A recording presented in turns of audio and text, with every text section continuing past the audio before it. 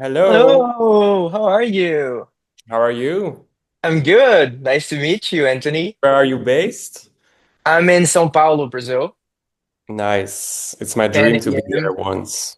Oh, yeah, I was gonna say that at some point. Like, you should come to Brazil soon. People posting about it in Brazil, so it's really cool that like the whole fan base of the boys is also like 25% is in South of America, so it's quite That's crazy. unexpected. Yeah. The official premiere was yesterday. It was my like third time, I think, watching the movie, and every single time I get goosebumps and teary eyes, and I cry like a baby.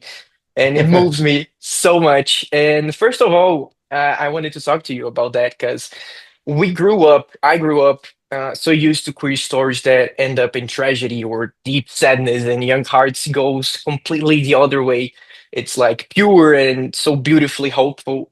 What made you want to tell such a sweet, almost utopian love story? I grew up with Disney movies, so I think a lot of my ideas come from the films you know as a kid and the things you like, I think. And after 30 years, I was constantly thinking, why isn't there a Disney movie, two people from the same sex? Yeah, it was really something that was in my mind for a long time, but I thought the world was okay with LGBTQ stories and we didn't need them anymore. And but all these films I saw always had a negative connotation, or it was about someone dying or bullying the gay characters or parents who were not accepting. So yeah, I finally made the film that I needed when I was a kid to show everyone that it's okay to be yourself and to follow your heart. So yeah, it's actually based from a short film that I made in 2012. It's called Kiss Me Softly.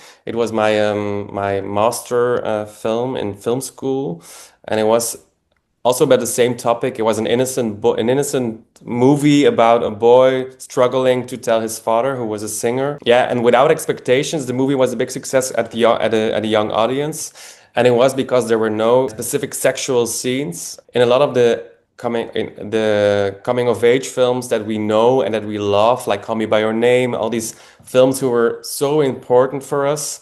In every one of them, there were sexual scenes. So are you allowed to show these films to kids? I think you can, but I wanted to make a film for every age, and that's why I really wanted to focus on just the first feelings of butterflies, and I wanted to give kids an example that you can also have a happy ending. Yeah.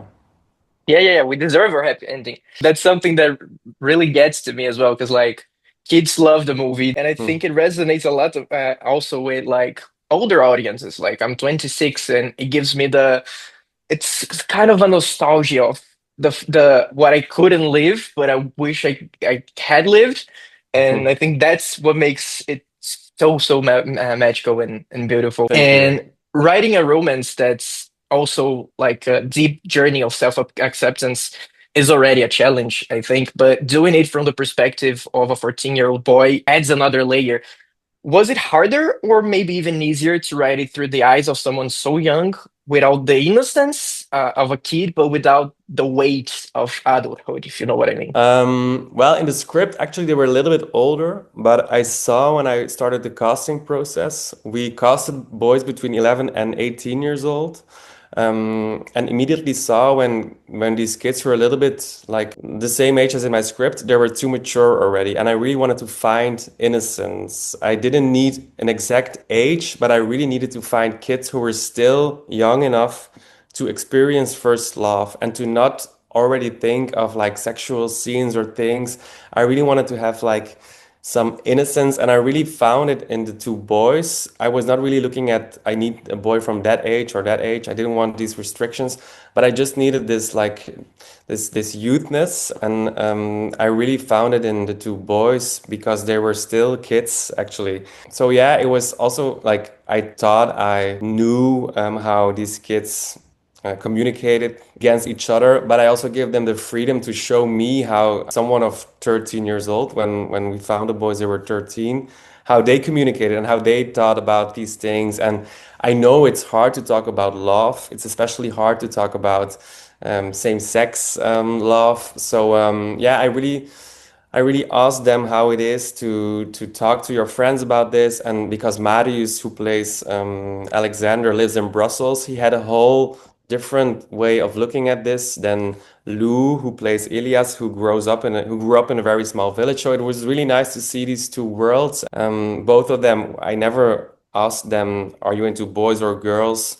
They just told me that a story like this for them was so important to also share with their surroundings, that it was really important for them to be the voice of a story like this. So it's really cool to have found two kids who were mature enough to look at it this way. So yeah, it was I really found gold with them. Yeah, they give such powerful performances. It's crazy to watch like such young actors go on such deep levels, right? I was gonna talk about it, but you already said it. So I wanted to talk to you also about some scenes of the movie. One of my favorite scenes of the entire story is when they both go to Brussels and Alex takes Elias to his uncle's bar, and there's that drag performance, and it feels to me at that point that's when something clicks on Elias' head, like his world expands somehow, even though the camera keeps getting closer and closer to his face. And I don't know, it kind of also feels like an homage to drag queens and their story in the queer community. I was wondering what inspired you to bring that specific scene to the movie. So I wanted to show a world that Elias didn't know. For me, it was important to show that Marius is really okay, and why he's okay, because he grew up in a family with three parents. I mean, when you're living in a big city like Sao Paulo as well, I think Yeah, there's so many different cultures. There's so many different people. In my small town, everyone was more like a number. Everyone was a bit the same, I had the feeling. And when you were not the same, you were weird. yeah, But I feel like I lived in Berlin myself for a few years, and it really opened up my eyes. And I was sitting next to someone who came from Syria, who had to go away because there was war and stuff. So suddenly my eyes became really, I really saw there was so much more than the small village where I grew up. And I wanted to show this in my film. And Brussels always had a negative connotation as well. And I really wanted to show the beauty of it. I'm a big fan of everything with drag and stuff. So for me, I remember when I saw performers being in their own world created some magic, and I did a short film with drag queens as well. So I think everything I did before I put together in my first feature film, of course. But it was really cool to, especially also like Lou, the actor, he never saw a performance like this, I oh, think. So nice. I didn't really show him, let the two meet before.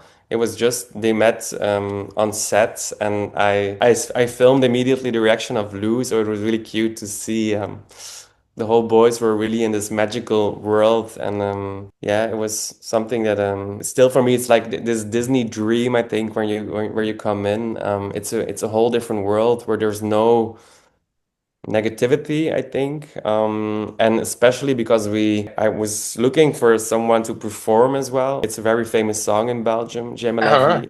The one time we won the Eurovision Song Festival in 1984. So it's a really up-tempo song, and I made a very slow version of it. And when I found the drag queen and she performed the song for the first time, I was like, wow! I was transferred into this magical world, and it was everything came together for me in that scene, and especially because these two young kids. They really loved watching it, and it created so much magic. So yeah, the scene was really in my head how I wanted this. It's the first time that he really feels he's so in love.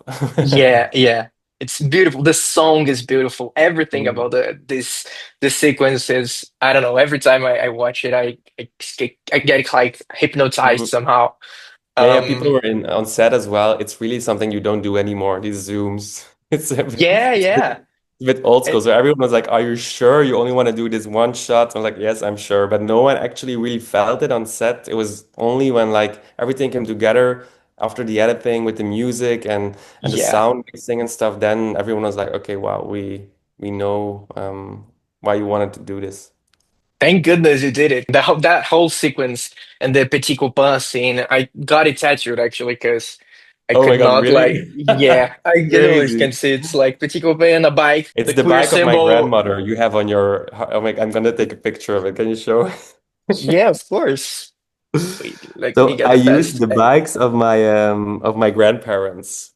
Really? That's Yeah, yeah, yeah. amazing. Because everything is filmed in my hometown, so it's my own street, it's my Yeah, own yeah, school. yeah. I really, it's the piano she's playing and he's playing in the beginning. It's the piano of my grandmother. So I took a lot of elements of my own family because I always went back to how did I feel when I was this age? And my Yeah, family was such a big thing in my life. I was really afraid to tell my father because he was a famous singer. My mom was like conflict avoiding. My brother was playing basketball. So I really felt alone. And making this movie brought us so together that I wanted to give like an homage to my family. And that's yeah. why all these little elements are in the film. That's so nice. That's so sweet. I didn't know that. That's something I actually wanted to ask about because one of my favorite characters, and I feel like everyone's, is Fred, Elias' granddad. And I think maybe because he reminded me of my own relationship with my grandma. And I was wondering what inspired you to make this figure of love and acceptance come from a grandfather? My best friend was my grandmother when I was young. She was also like, she was always there, and I loved staying over at her place. And you know, she passed away right before I started to develop these feelings, right before I knew that I was gay. And she was from Switzerland, and people from Switzerland are a little bit more free than Yeah. other people, they say, in Europe. So I always had this thought, if my grandmother would have lived, I would have had this conversation.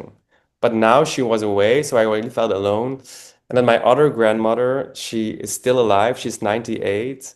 And we lost my grandfather like 10 years ago. And she always reminded me like, if you find love, you have to Go go for for it. it because it Yeah. can suddenly be taken away. So once I was writing my film and I didn't know really how to end it, and she said this sentence, I was like, okay, this is the thing I need to tell to show Elias that he has to go for it. Parents, they expect a lot from their children, but grandparents are a little bit more easy with it. Like Yeah. they raise their children already. And I really always had a really big connection with my grandparents.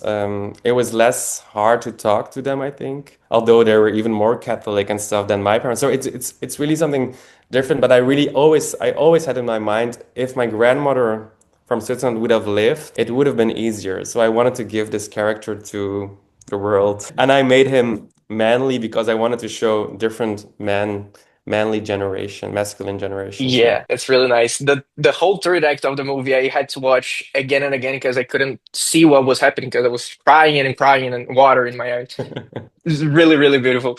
And I also wanted to talk to you about the car scene. Something I felt while watching the movie is that from the moment Alex kisses Elias, it's like Elias starts holding his breath and he keeps holding it all the way through the movie until that car scene where it feels like he can finally breathe again. He exhales. He literally exhales at some point. How is it like building that moment that feels one of the most defining points of the film? Yeah, for me it was a really important scene. I already noticed while I was writing it. I always read out loud my scenes then, and I always cried when I was writing it. Me and my mom, we have the most special connection still now. We shot it already on the sixth day of shooting the car, so it Oh, was really quite in the beginning. I was lucky enough to do this together with one of my best friends, Oliver Roels, who was a children therapist and psychologist. He don't know really a lot of making movies, but he's just really good with kids and yeah. emotions. We really hang out a long time together, me, Lou, Marius, and Oliver, and we talked about our emotions and our fears and what makes us happy and stuff. And 6 months before the shoot, we were sitting at this table here, and it was like on a 9 a.m. on a Saturday morning. We had to tell each other what made us happy and sad. And Lou told a really beautiful story that he was really scared of losing his best friend, his brother, so the big brother in the movie as well, because the brother went to college next year and he was afraid to lose his best friend. So he started crying immediately. We all cried, of course. So really, in a very early stage of the movie, we were very open of showing our emotions towards each other. The fact that I also chose to cast his older brother and stuff made it feel very safe for the kids, I think. And the moment in the car, we never really rehearsed the scenes or something. The actors knew which scene we were gonna do. The lines for me were not important and stuff. And Lou asked me, "Do you want me to cry?" And I was like, "I'm not gonna force you to cry, but let's see what happens." Of course, me and Lou, we really talked about everything that I struggled with when I was young. And then I decided to start with the close up in the car because I saw in Lou's eyes he was gonna do something good. And I was laying in the trunk with my little monitor. And then it was a really hot day. It was like 38 degrees Oh, Celsius. damn. So it was really hot. So I was really like struggling, and I was like, okay, mentally preparing of what I was gonna see. So I said action. Lou did this amazing take where he started. The buildup of crying was so beautiful. Emily, the mother, started crying because of him. It was not her idea to cry as well. And then, yeah, after one take, I couldn't say cut. My assistant had to say cut because I started puking. All, all the emotions Yeah. came.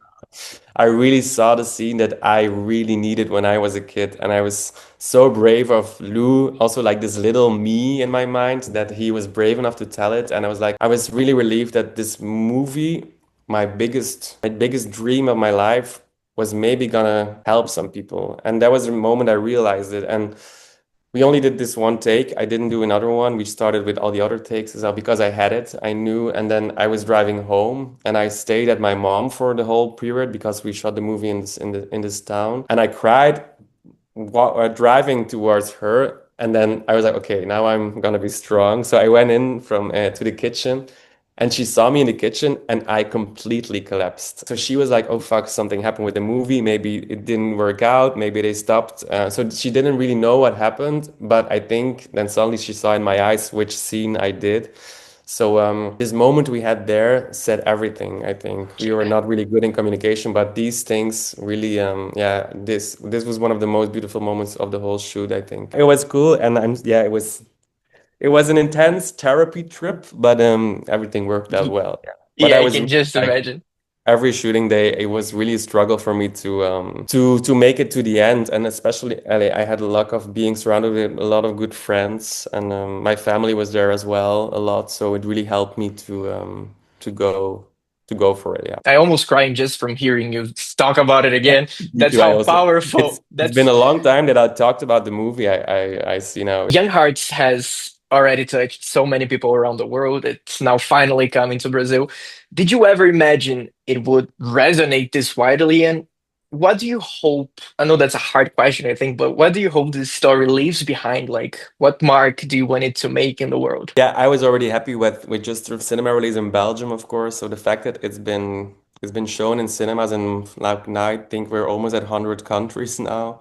So yeah, it's so nice to see how kids relate to it, to receive messages from kids all around the world, countries that are not even allowing same-sex love. It's so cool that in countries like Indonesia, Algeria, like Poland, it's not easy to show these films there, Yeah. but it finds their audience, and it's also a film that is shown in so many schools as well. So it's opening up the communication about this topic, and that's already a dream. But then when I see so many parents as well, they reach out to me and they tell me that after seeing the film they regret the way they reacted when their kids came out and stuff. So it's so cool that I see, like, and also like also very old people tell me that they had an experience like this, but they forgot about it because it was not allowed, and seeing this film again reminds them of their first love who was forgotten. So it's really cool to see how so many different cultures in